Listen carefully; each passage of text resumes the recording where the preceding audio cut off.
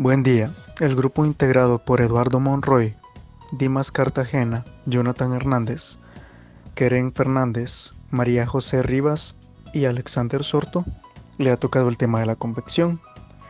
Para comenzar, ¿qué es la convección? Es una de las tres formas de transferencia de calor. En estas tres formas está la conducción, convección y la radiación. La convección consiste en que transporta el calor entre las diferentes temperaturas. La convección se produce únicamente por medio de materiales, la evaporación del agua o fluidos. La convección en sí es el transporte por el medio de movimiento de fluido. Por ejemplo, al calentar el agua en una cacerola, el agua entra en contacto con la base de la cacerola, asciende, mientras que el agua de la superficie desciende y ocupa el lugar que dejó la porción caliente. La transferencia de calor implica el transporte de calor de un volumen y la mezcla de los elementos macroscópicos de porciones calientes y frías de un gas o un líquido. Incluye también el intercambio de energía entre la superficie sólida y fluido o por medio de una bomba o un ventilador u otro dispositivo mecánico, haciendo una convección mecánica, forzada o asistida.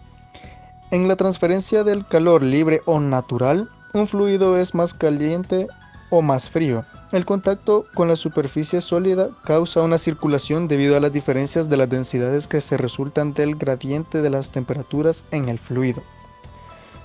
La transferencia de calor por convección se expresa con la ley de enfriamiento de Newton.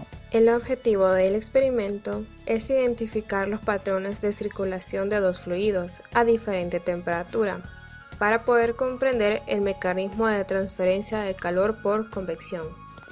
Ok, para comenzar el proceso es necesario agregar 2 litros de agua a temperatura ambiente al recipiente plástico cuadrado.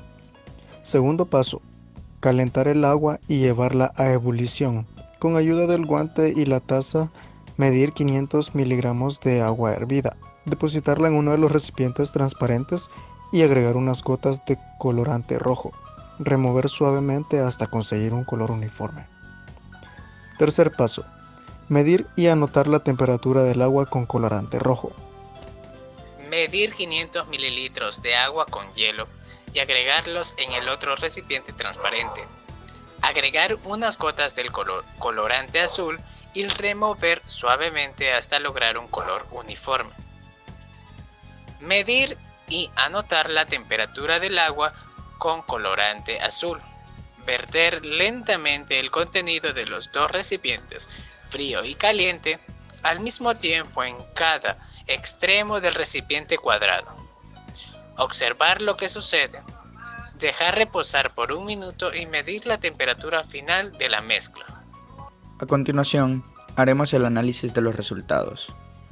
Y para esto nos formularíamos 3 preguntas, en la cual la primera trataría de describir la circulación de los fluidos durante el proceso de la transferencia de calor. Por lo que la pregunta es, ¿cuál fue la temperatura de cada uno de ellos y cuál fue la temperatura final de la mezcla?